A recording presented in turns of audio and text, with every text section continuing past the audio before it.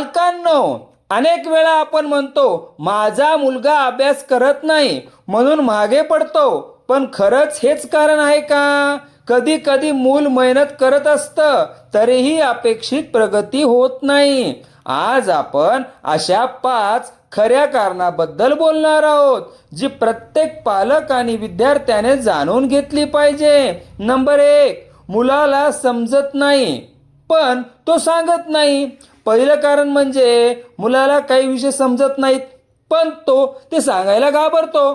त्याला वाटतं सर रागवतील, आई बाबा ओरडतील, माझी थट्टा होईल, म्हणून तो शांत राहतो. पालकांनो, मुलाला फक्त अभ्यास कर म्हणू नका, त्याला विचारा आज कोणता भाग समजला नाही. हा एक प्रश्न मुलाचा आत्मविश्वास वाढवू शकतो. नंबर 2, तुलना करण्याची सवय.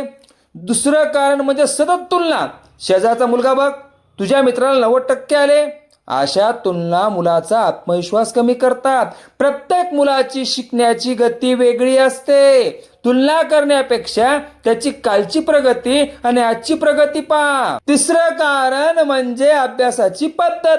अनेक विद्यार्थी तासनतास पुस्तक वाचतात पण प्रश्न सोडवत नाहीत, उजळणी करत नाहीत, स्वतःची टेस्ट घेत नाहीत, म्हणून अभ्यास करूनही अपेक्षित परिणाम मिळत नाही.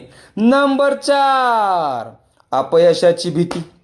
एकदा कमी गुण आले की अनेक विद्यार्थ्यांना वाटते मी काही करू शकत नाही. पण पालकांनो, कमी गुण म्हणजे मुलाची क्षमता कमी आहे असा अर्थ होत नाही. त्याला फक्त योग्य मार्गदर्शन आणि प्रोत्साहनाची गरज असते. 5वं आणि सर्वात महत्त्वाचं कारण म्हणजे मजबूत पाया नसणं. जर आधीच्या वर्गातील मूलभूत संकल्पना नीट समजल्या नसतील तर पुढील अभ्यास कठीण वाटणं स्वाभाविक आहे. म्हणून फक्त नवीन धडा शिकण्यापेक्षा जुना पाया मजबूत करणंही तितकंच महत्त्वाचं आहे. लक्षात ठेवा, प्रत्येक मुलात यशस्वी होण्याची क्षमता असते. मागे पडलेलं मूल म्हणजे कमी हुशार मूल नाही, तर त्याला योग्य दिशा, योग्य वातावरण आणि योग्य मार्गदर्शनाची गरज असते. आजपासून मुलावर रागवण्याऐवजी त्याला समजून घेण्याचा प्रयत्न करा, कारण समजून घेणारे पालकच मुलाचं भविष्य घडवतात. तुमच्या मते मूल अभ्यासात मागे पडण्याचं सर्वात मोठं कारण काय? अभ्यासाची चुकीची पद्धत, आत्मविश्वासाचा अभाव, पाया कमकुवत असणं?